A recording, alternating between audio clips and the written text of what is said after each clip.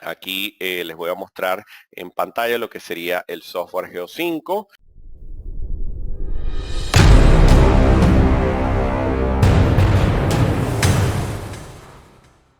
El software Geo5 tiene un módulo denominado estabilidad de taludes, bastante interesante, y van a poder visualizar entonces que en la configuración tengo asignado el método de factores de seguridad para hacer todo lo que es el análisis, pero si yo doy clic acá se darán cuenta que pueden hacerlo por estado límite, según el eurocódigo, según el RFD, estándares chinos, etcétera. Y bueno, de estos códigos también hemos venido conversando en las sesiones pasadas. ¿Okay?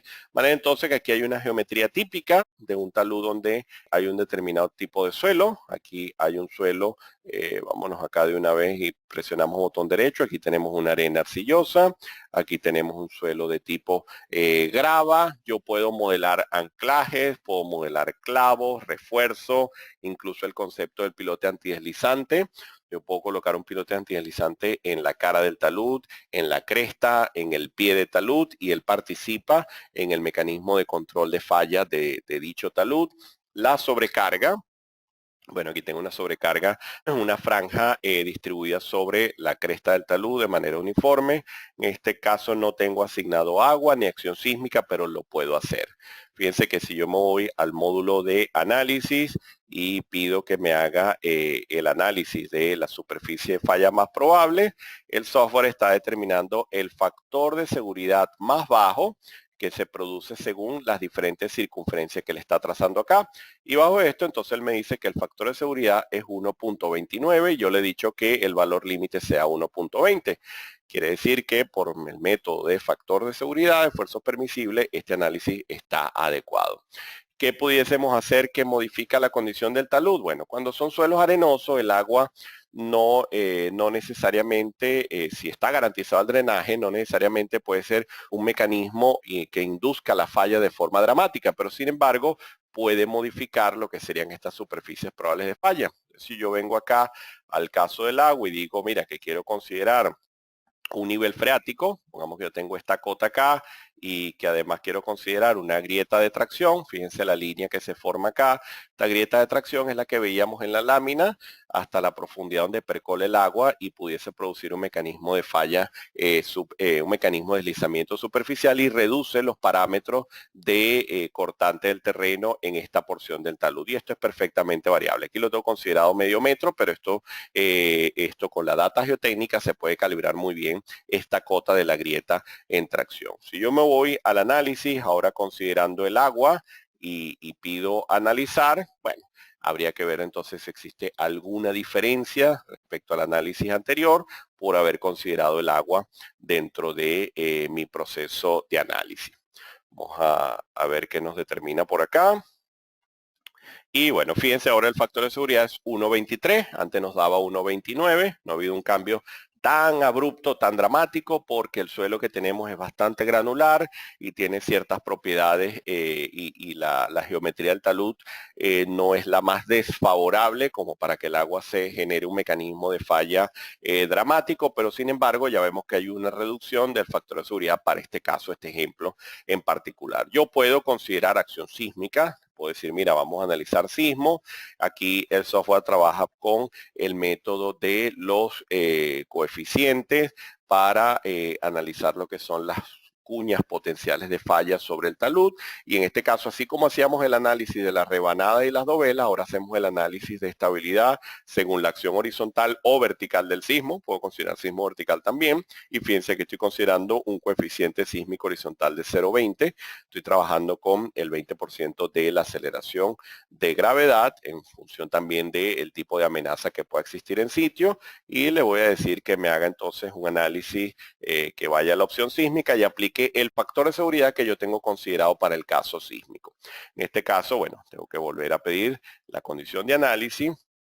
Y bueno, obviamente ya el talud originalmente no tenía agua, ahora tiene agua y ahora he aplicado acción sísmica. Deberíamos tener una diferencia importante en el análisis del factor de seguridad crítico como tal. Entonces, bueno, esperamos a ver qué nos arroja acá el software. Y bueno, fíjense, aquí tengo un factor de seguridad de 0.86, menor que 1, o sea que este talud ya ahora con acción sísmica no es estable. Si yo pido acá el método estándar y le pido que para esta línea potencial de falla me analice los diferentes criterios, yo marco acá y le digo analizar. Y ahora fíjense, él me está reportando el factor de seguridad para los diferentes métodos que hemos visualizado en el PowerPoint. Fíjense que él tiene incluido Bishop, Felenius, Spencer, Jambu, Morgenstern y Price y así sucesivamente. ¿Okay? Puedo trabajar con superficies de deslizamiento circulares o poligonales. Puedo incluso asignar una superficie de falla que yo quiera analizar. Estos días me hicieron una consulta interesante y era un talud que ya había fallado y la superficie de falla estaba identificada, entonces me decían qué hacer. Bueno, simplemente podemos construir esa superficie de falla con la cota que teníamos acá, de manera que aquí se formaba la grieta y donde se estaba identificando la falla a pie o en la base del talud, y en función de eso se hacía un trazado tentativo y se visualizaba allí. Era posible determinar el factor de seguridad. En efecto, el análisis arrojó que ese factor de seguridad era sumamente bajo y que bueno, era lo que había propiciado el mecanismo de falla. Este es el análisis clásico basado en los métodos de equilibrio límite que se han utilizado, como les decía, durante casi 100 años y que han resultado bastante adecuados para la mayoría de los casos. Sin embargo, ya gracias a la tecnología, bueno, obviamente disponemos de herramientas que nos permiten hacer análisis ya mucho más complejos. Este es el módulo de elementos finitos de Geo5, de Geo5. Fíjense, en este caso tenemos un talud donde estoy identificando la superficie de deformación plástica. Puedo visualizar el asiento de su seta, es decir, el desplazamiento vertical. Si yo le digo acá que me marque la deformación, bueno, fíjense, aquí veo por magnitud cómo se está deformando ya en función de la condición de carga que tengo aplicado sobre dicho talud. En este caso, el factor de seguridad me está dando 1.69. Acá el concepto de análisis es utilizar los parámetros de corte reales, es decir, el ángulo de fricción interna real entre el ángulo de fricción reducido que se reduce a lo largo de la superficie de falla. Entonces aquí puedo visualizar deformaciones verticales, deformaciones horizontales. Obviamente aquí es interesante porque ya puedo saber qué es lo que está ocurriendo a nivel horizontal. Con la escala de colores lo puedo visualizar y también tengo forma de identificar puntos particulares que quiera analizar. Si tengo presencia de agua, saber qué está pasando con la presión de poro. Y fíjense, aquí queda claramente identificado lo que es la superficie de falla o deformación plástica, que ya me habla de la estabilidad del talud y donde está referido este factor de seguridad de 1.69. En este mismo talud, si ahora aplicamos una carga distribuida en la superficie, bueno, fíjense, el factor de seguridad ha pasado a 1.46, de manera entonces que ahora la superficie de falla está desplazada respecto a la anterior. Fíjense, hay un cambio y bueno, adicionalmente se ha reducido el factor de seguridad. Y tanto eso típico de un proyecto donde el talud en condición original, el factor de seguridad es el adecuado.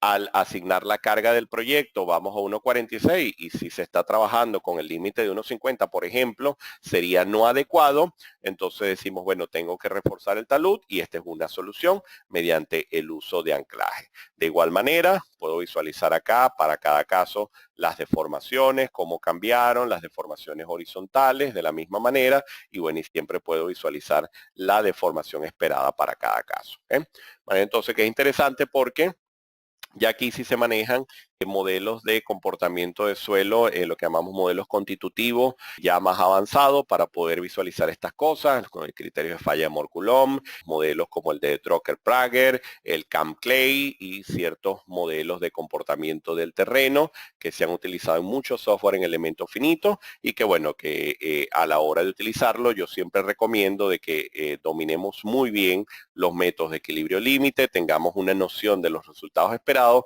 antes de pasar a este tipo de herramientas que son muy potentes, que son excelentes, pero tenemos que tener mucho cuidado para que si no tenemos el manejo sobre las propiedades no se nos transformen en una caja negra.